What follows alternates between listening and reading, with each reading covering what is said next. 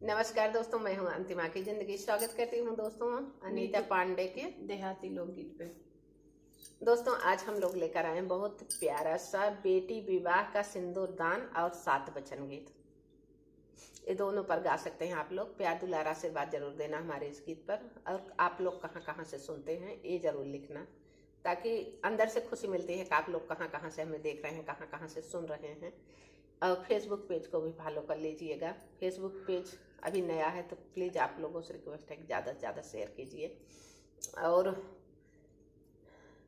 क्या बताऊँ, आप लोग तो खुद समझदार हैं। आप लोगों के प्यार दुलार आशीर्वाद की आकांक्षा के लिए हम लोग यहाँ बैठे हैं।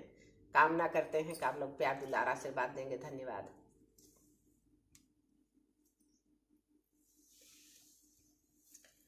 घोड़वा चढ़ल आमई दुल्हे कवन रामा सिरवा माउर मुख पनरे लालनवा यार सिरवा माउर मुख पनरे लालनवा धाई के दुल्हे मानवा में ठाड़ भाई धाई के दुल्हे मानवा में ठाड़ भाई हाथवा सिनोराली है लाल रे लालनवा यारे हाथवा सिनोराली है लाल रे लालनवा घुंघटा उठावा धाना मंगिया सवारा बैया रे घुंघटा उठावा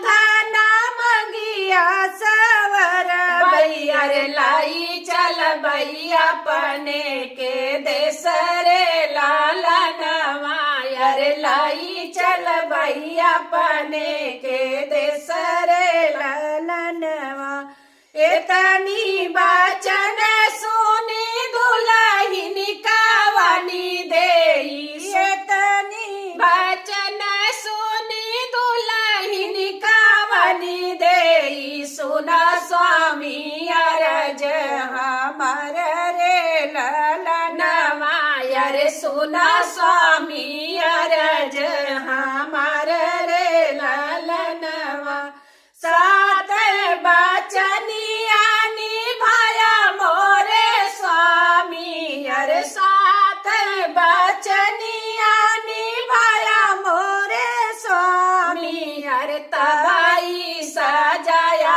हमारी मगरे लालनवा अरे तबाई सजाया हमारी मगरे लालनवा पहिले चुटकी स्वामी गौरा के चढ़ाया अरे पहली चुटकी सदुर गौरा के चढ़ाया अरे दूसरी सजाया हमारी मगरे लालनवा अरे दूसरी सजाया हमारी मगरे लालन तोहरा ससुरवा धना तोहरा ही घरवा यार तोहरा ससुरवा धना तोहरा ही घरवा यार नाई हर के भाइयों में हमन रे लालनवा यार नाई हर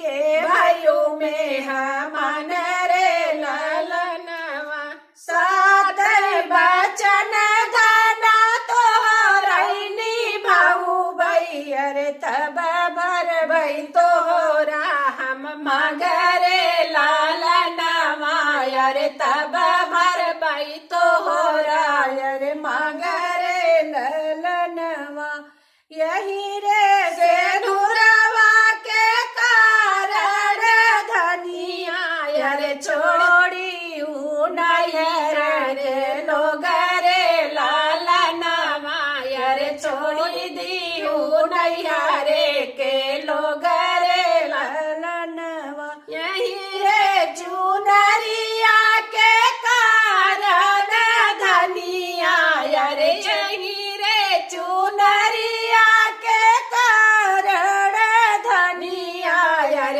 छोड़ी दी माई अरे बाप रे लाला नवा अरे छोड़ी दी माई और बाप रे लाला नवा।